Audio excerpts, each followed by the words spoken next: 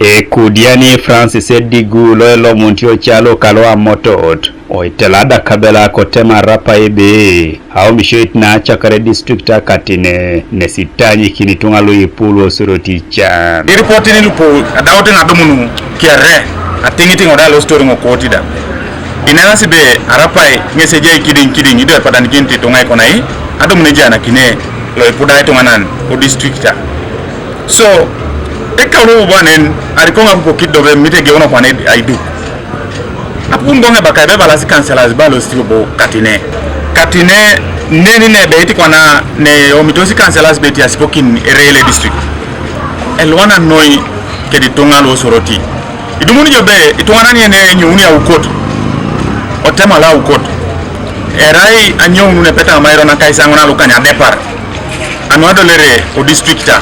alo stebere ngini bondari iwanjo Katine amairo na auni atutubeta ngon bono lo mari yo district etie kala ki district so etionor kona yangardo ejana kinelo tiebe iti tongalo o Soroti district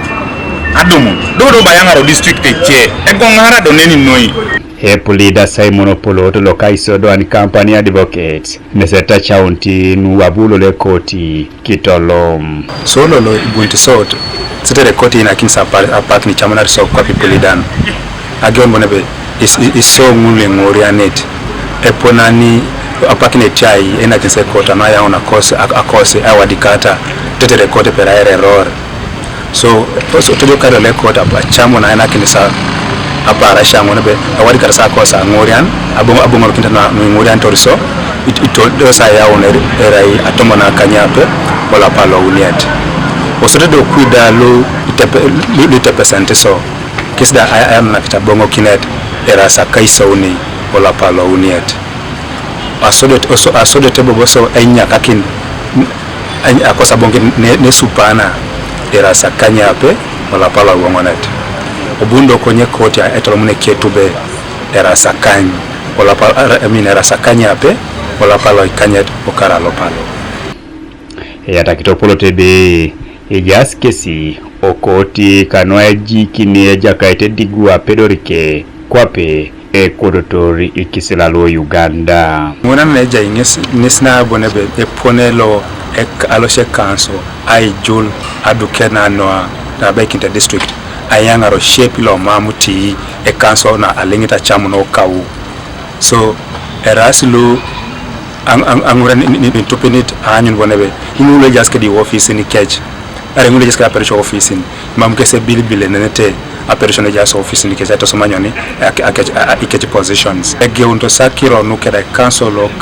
lo kawang na de egwe council lo itete college lo neso bu tolo nyoni ajulana kana tango nukere abalase achamana ne council la Soroti bonebe district ati kibweke nayi arapai ogenta ajulani bonebe ijularo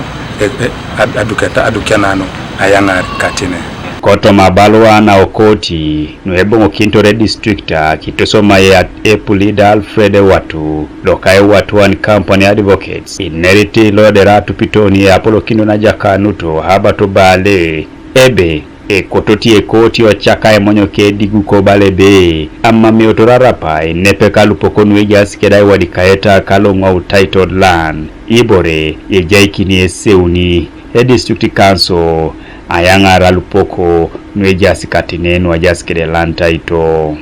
watu nesajena no koti kanwago ikinte district. Today we filed in our papers, pleadings are all on record. Today we appeared before the registrar. We mentioned she has given us schedules to file our submissions, written submissions, and the judge will be able to make to read his judgment on the 6th of May. Godfrey Ojore, TV East, Soroti.